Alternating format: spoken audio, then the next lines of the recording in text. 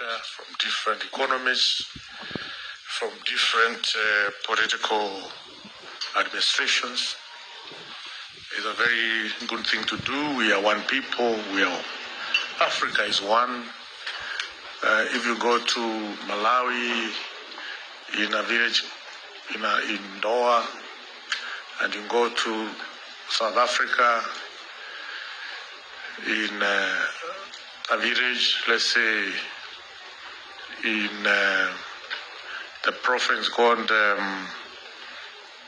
northern Libombo, you will not differentiate between a village in Libombo, in Malawi, in Siaya, here in Kenya. We are one people, and that's why I'm excited to be here. My name is Geoffrey Ruku. I am the Cabinet Secretary for Public Service, Human Capital Development and Special Program. And I'm very happy to join you this morning and want to say thank you for the invitation to come and witness what's happening in the field of women, in business, in different sectors. Let me start by recognizing all the government officials present, especially the director from the Ministry of Trade, the Chief Executive Officer of the Top Level Management. The lady who invited me, and I asked her several questions. Why are you inviting me? I have nothing to do with the women. My ministry does not handle any women issues. Ministry of Public Service does not focus on women issues. The Ministry for Gender and Children, that is the ministry led by Cabinet Secretary and our daughter, Cheptumo, is responsible for women affairs. So she was not able to answer that question correctly. But in the spirit of collective responsibility, because you are sworn in as a Cabinet Secretary for the government of Kenya, you are not sworn in as a Cabinet Secretary for Public Service, no. So His Excellency the President can wake up tomorrow and send me to gender, and I'll be there dealing with women issues. So I'm happy that I was invited to come here. The Board of Management of Top Partners of Africa Women Transformative Summit 2026, corporate and women leaders present, distinguished the organizers of the Africa Women Transformative Summit for honoring me with an invitation to address the leaders gathered. Is an extremely challenging venture, but at the same time, very, very fulfilling and very rewarding. Because as an entrepreneur, you may be sleeping, but you have ideas which they are coming to your mind again and again, and how you are going to implement them. You may be sitting there with your husband, and you are quiet. He doesn't understand why you are quiet, but you are very busy. You were in several meetings, business meetings, while sitting in your sitting room. I found myself several times in such a situation when I was deep in business. In the spirit, in the same spirit, I recognize the important role of women and youth in driving innovation, job creation, and economic growth, not only in Kenya and Africa, but worldwide.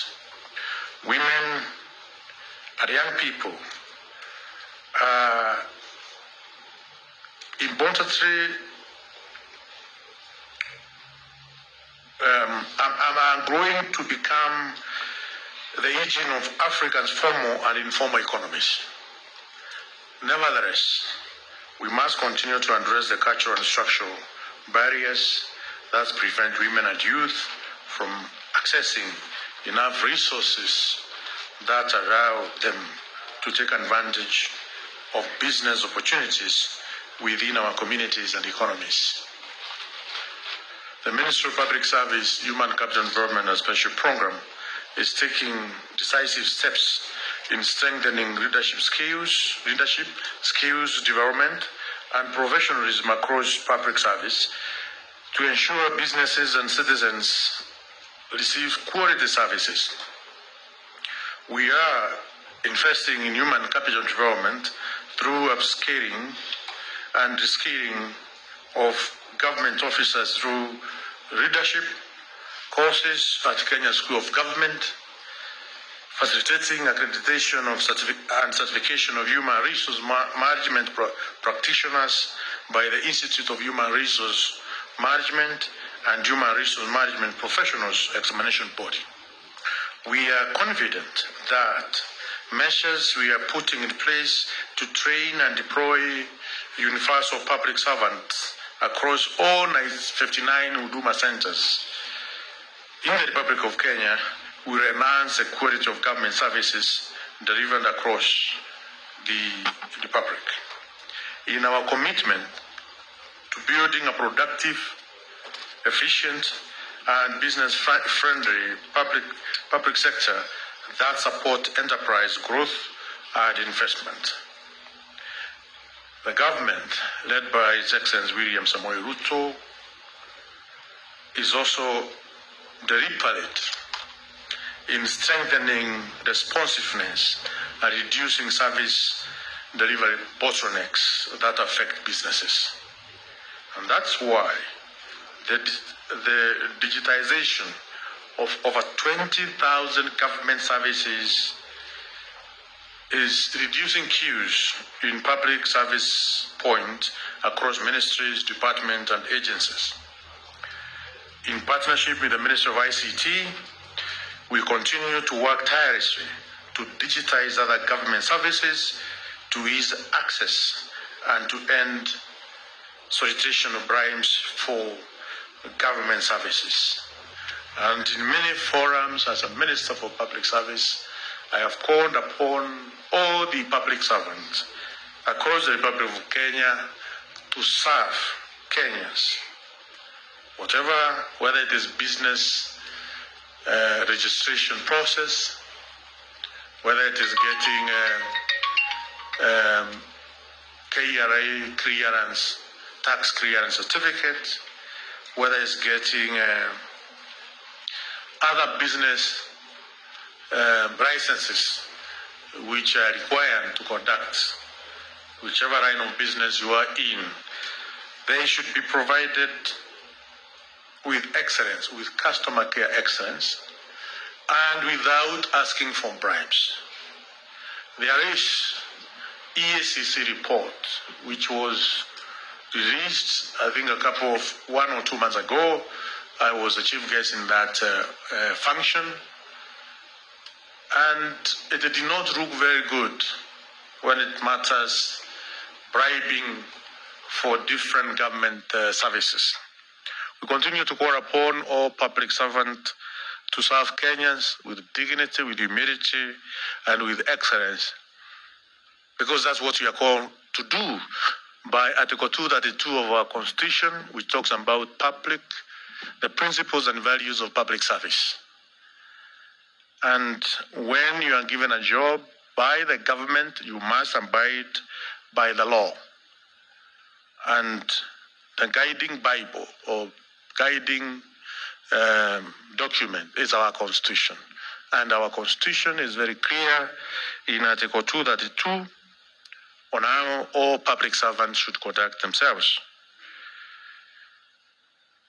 So, as a government, we are cognizant that a thriving private sector depends on an efficient, responsive, and customer-focused public service. And we are keeping check on all public servants to ensure they are not only present to provide service or services, but also qualified and well equipped to serve Kenyans with utmost citizen-centric attitude. The era of rude and dismissive public servants must come to an end.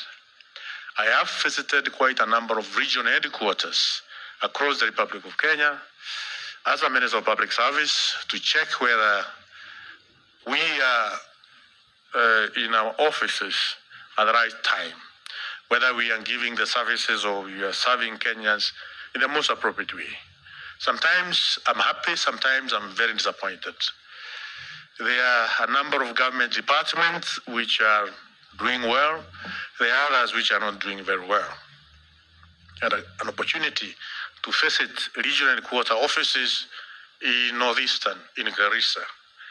According to the Human Resource Procedure Manual of 2016, all the government offices in Northeastern region should be open at 7:30 a.m. So I was there by 8 a.m. Unfortunately, only one public servant was in the office. I have taken some steps to ensure we are going to change as people serving the people of the Republic of Kenya in the public sector. So when you hear people blaming President William Ruto that he's not doing this and that and the other, it's not President William Ruto. It is some of us who are in public service who are not doing their job. And when they don't do their job, the people outside there, because we are about 1 million public servants in the Republic of Kenya. At the moment, the population of the Republic of Kenya is about between 53 to 55 million people.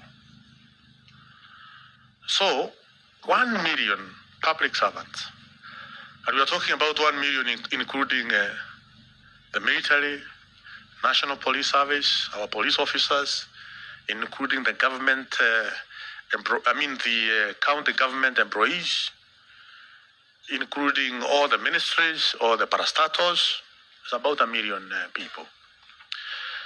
So if those who are in region offices or sub-county offices are not putting the best foot forward, then we say government is not working properly. And therefore, the President of the Republic of Kenya ameanguka. Is it the President? President has provided budget, offices, guidance. Ministers are there. Principal secretaries are there. Senior government officials are there. It is us who are not doing what we are supposed to do. We have entitlements to these offices. We think we are permanent and pensionable. We can't be taken anywhere. And that kind of attitude ends up dampening the spirit of entrepreneurs who are seated here. You go to an office to get a certain government service, you are taken round and round so that you can bribe so-and-so, so that you can, do one. So the business which you are supposed to be doing is not well facilitated, not because of the leadership of the government. It is because of a few public servants who are entitled, who are become lazy, who think the biggest thing that can be done to them is to be transferred from one ministry to another, from one section to a different section, from one sub-county to another sub-county. as a Minister of Public Service, I'm calling upon all these public servants who may be having entitlement, may be having that because of permanent and pensionable, that you are going to retire at the age of 60. We are working on public sector transformation policy. And that policy will get lead of all those who have this kind of mentalities. Because the time has come, I know the public service union, the union of public servants, are against the contractual engagement of public servants. But that is where we are headed. You guys wake up every morning to do business. You don't know whether you'll be able to make money at the end of the month or not, but you wake up every day with the hope that things are going to be better. We have another team which wakes up every day knowing that at the end of the month, I will get a salary, whether I go to the office, whether I do my job properly or not. Are we being fair? See, hapo hakuna fairness, sasa? So for there to be fairness, because all of us, we are Kenyans. I'm talking to Kenyans at the moment. And these Kenyans are paying taxes. There must be value of their taxes. If you are a public servant and you are not performing, you are not well aligned with Article 232 of our Constitution.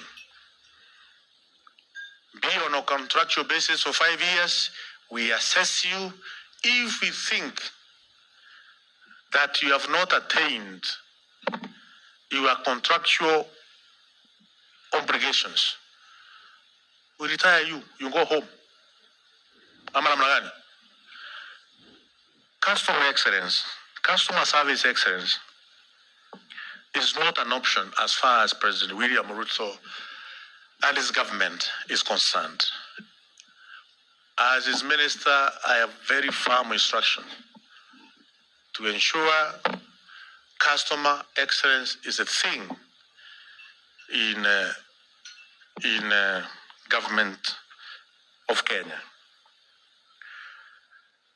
We arrive to the fact that the government must continuously improve services delivery standards to make it easier for businesses to access government services and opportunities. Through digital transformation and innovation, public institutions are becoming more efficient, transparent, and accessible to entrepreneurs and investors. We will be working with the Ombudsman to evaluate comprehensive reports from members of public regarding public servants who provide substandard government services. They must not become an impediment to a thriving economy that by improving the ease of doing business, the government is helping to create an environment where enterprises can start, and not only start, can grow and can create jobs and contribute to economic development.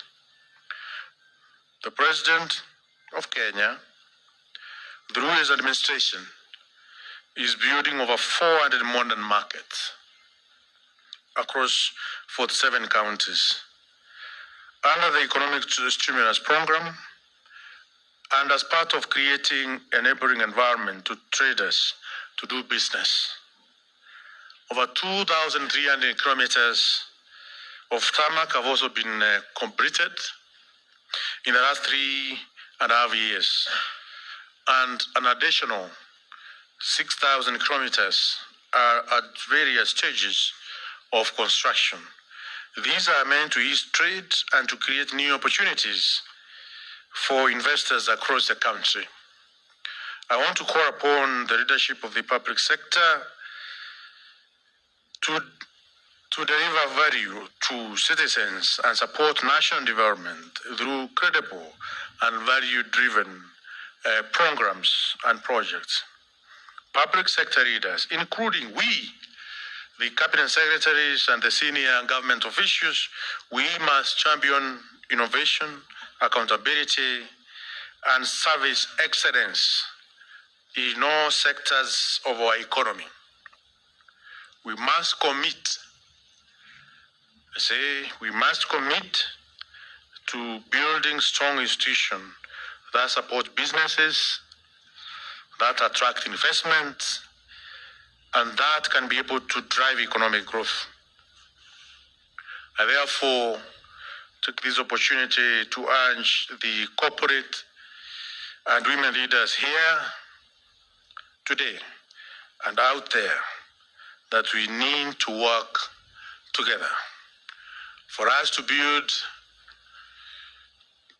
a better society, we must work together to strengthen cooperation between government, the private sector, and the development partners, and to build a more competitive and inclusive economy. And that is where we ended. And as we say, for those who are in government side, tunaelekea Singapore. Sindio hiyo? Our patriotism to our country is founded on a commitment to incrementally build an economy, a nation that supports every citizen to achieve the life aspiration, irrespective of whatever background they come from.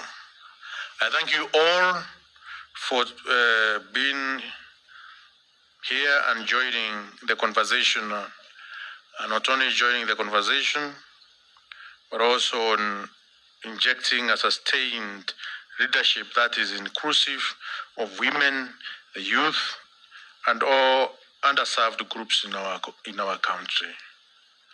May God bless you. May God bless our republic. And may God bless His Excellency, the President of Kenya.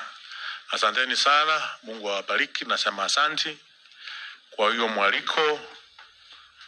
Thank you very much. Thank you very much, Mwana CS. Let's appreciate Mwana CS.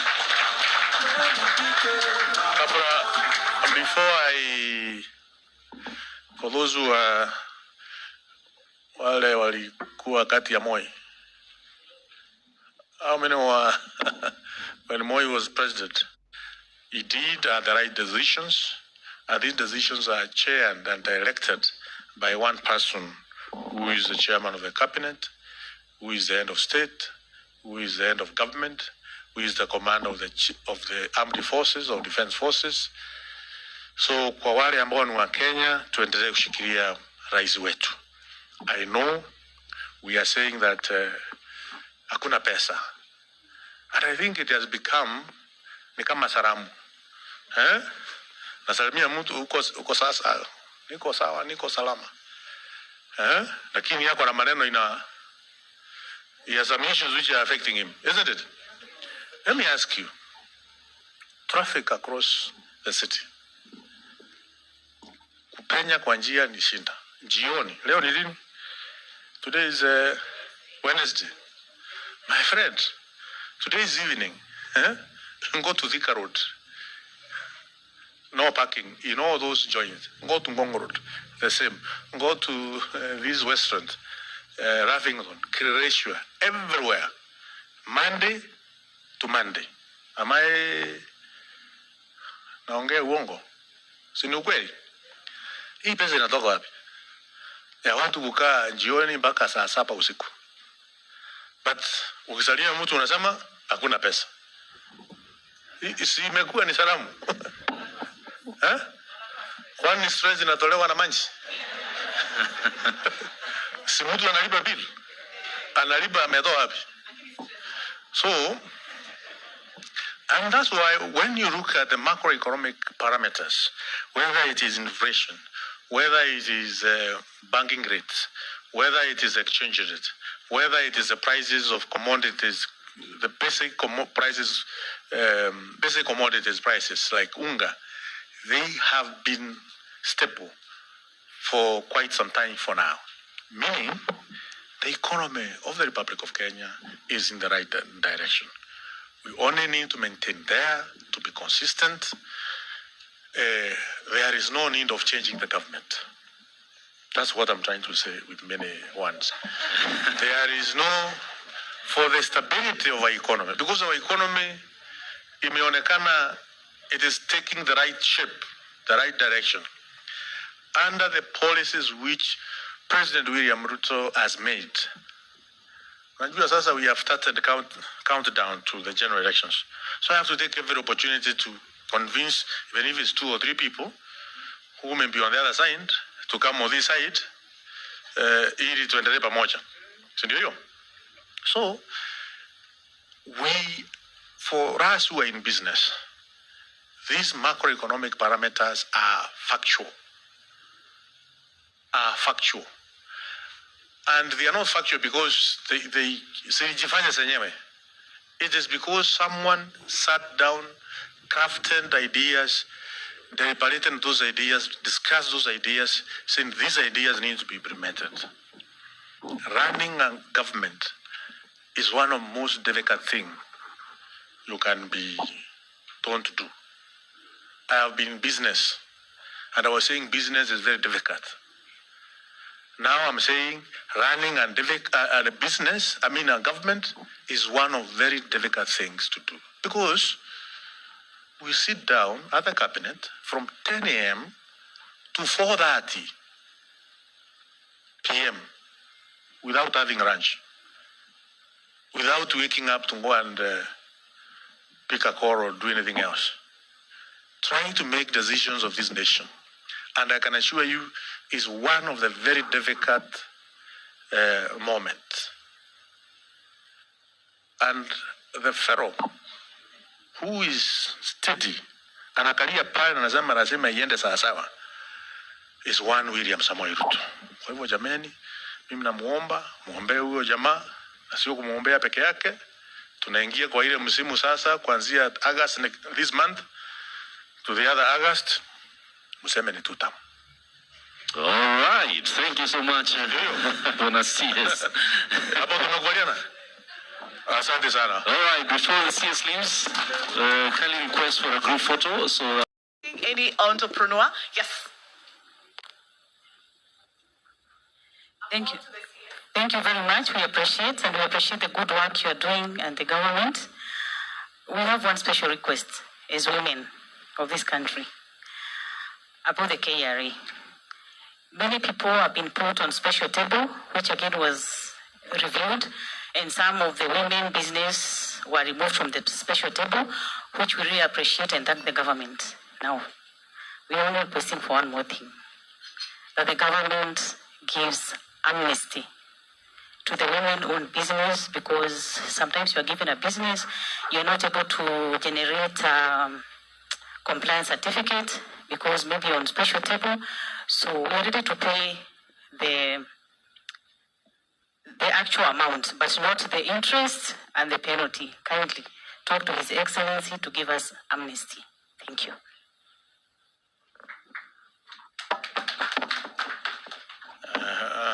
Asante. Thank you for that comment.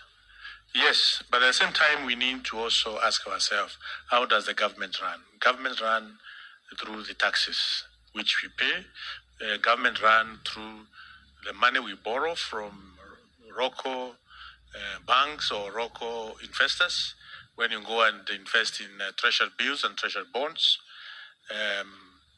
or when there is an IPO from a government asset, that's how government get money, from taxes and from local investors investing in government securities, as well as borrowing from international partners or multilateral organizations as African Development Bank, World Bank, IMF, or bilateral partners like, let's say, Kenya and China, borrow money to do all the development we are doing in the country.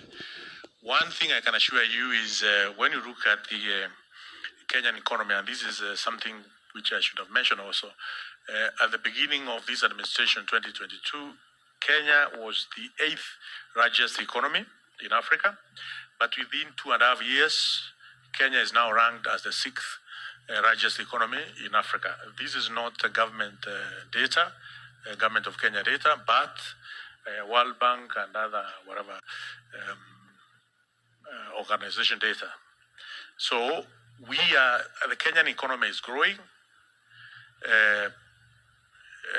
Probably by the end of next year, or at the beginning of 2027, 2028, we may be second largest economy in Africa.